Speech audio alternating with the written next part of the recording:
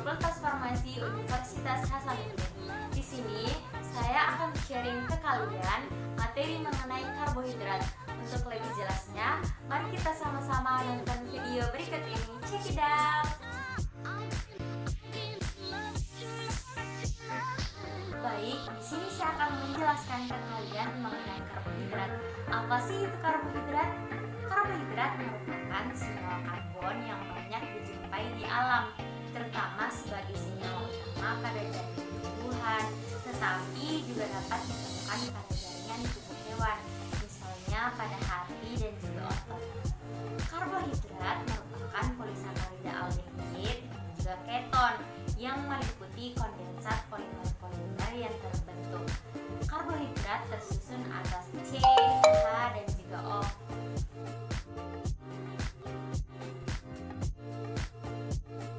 Nama lain dari karbohidrat adalah sakarida yang berasal dari bahasa Latin atau sakarum yang artinya gula.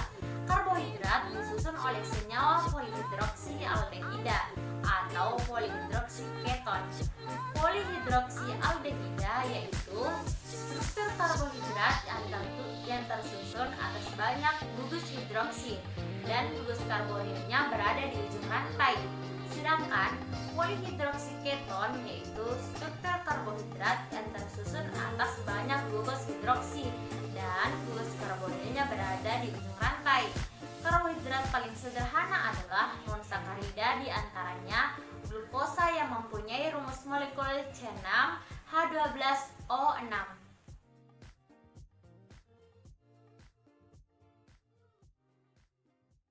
Baik, selain dari penjelasan mengenai karbohidrat tadi, di sini saya akan menjelaskan mengenai fungsi karbohidrat.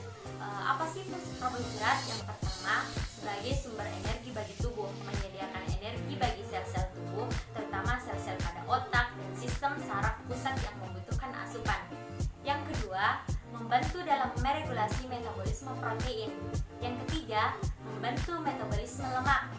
Yang keempat, glikogen atau sebagai cadangan energi, merupakan cadangan energi yang berguna untuk melindungi sel-sel, terutama sel otak, dari tekanan.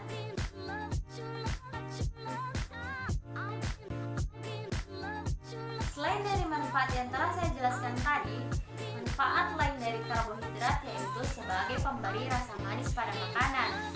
Karbohidrat dapat memberi rasa manis pada makanan, khususnya monosakarida dan juga disakarida. Yang kedua ada menghemat protein. Bila karbohidrat dalam tubuh tidak mencukupi, maka protein ini akan digunakan dalam memenuhi kebutuhan energi dengan cara mengesampingkan fungsi utamanya sebagai zat pembangun. Sebaliknya, bila karbohidrat makanan mencukupi, maka protein ini akan digunakan sebagai zat pembangun. Yang ketiga, sebagai pengatur metabolisme lemak.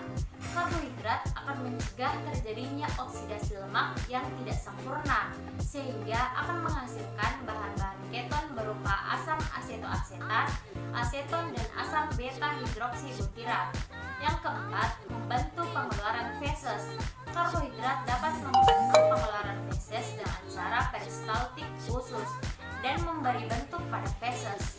Selulosa dalam serat makanan dapat mengatur peristaltik khusus, sedangkan hemiselulosa dan pektin mampu menyerap banyak air dalam usus besar.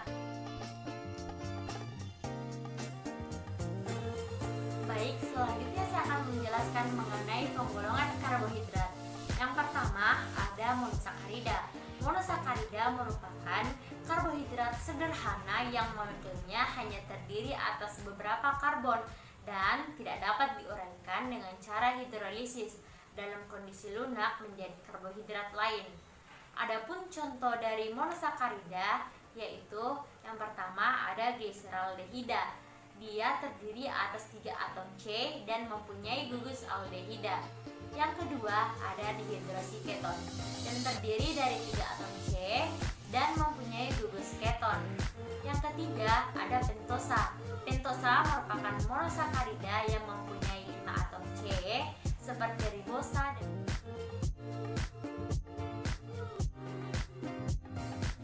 penggolongan karbohidrat selanjutnya yaitu ada olisakarida. Polisakarida merupakan karbohidrat yang mengandung dari beberapa unit monosakarida. Contohnya yang pertama ada namanya disakarida. Disakarida terdiri dari 2 unit monosakarida, misalnya sukrosa, maltosa, dan juga fruktosa. Yang kedua ada namanya trisakarida, yang artinya dia terdiri dari 3 unit monosakarida, misalnya rafinosa. Yang ketiga ada namanya tetrasakarida, yang terdiri dari 4 unit, misalnya steviosa. Golongan karbohidrat selanjutnya ada yang namanya polisakarida, atau karbohidrat yang mengandung dari sejumlah besar unit monosakarida. Yang pertama ada polisakarida yang terdiri dari satu macam monosakarida atau hemopolisakarida. Yang kedua ada namanya polisakarida yang mengandung senyawa lain. Ada 3 jenis representasi struktural dari karbohidrat. Yang pertama, struktur rantai terbuka. Contohnya ada di sini. Struktur rantai terbuka ini adalah bentuk rantai luas panjang dari karbohidrat. Yang kedua, ada struktur hemiasetal. Berikut, karbon 1 glukosa mengembun dengan gugus min OH dari karbon kelima untuk membentuk struktur cincin. Yang ketiga ada struktur Howard. Contohnya ada di sini. Struktur Howard ini adalah adanya struktur cincin piranosa. Monosakarida dan beberapa disakarida mempunyai sifat yang dapat mereduksi, terutama dalam suasana basah. Sifat sebagai reduktor ini dapat digunakan untuk keperluan identifikasi karbohidrat maupun analisis kuantitatif. Sifat mereduksi ini disebabkan oleh adanya bus aldehid ataupun kegiatan bebas dalam molekul karbohidrat. Sifat ini tampak pada reaksi reduksi ion-ion logam, misalnya ion Cu+ dan ion Ag+ yang terdapat pada reaksi-reaksi tertentu.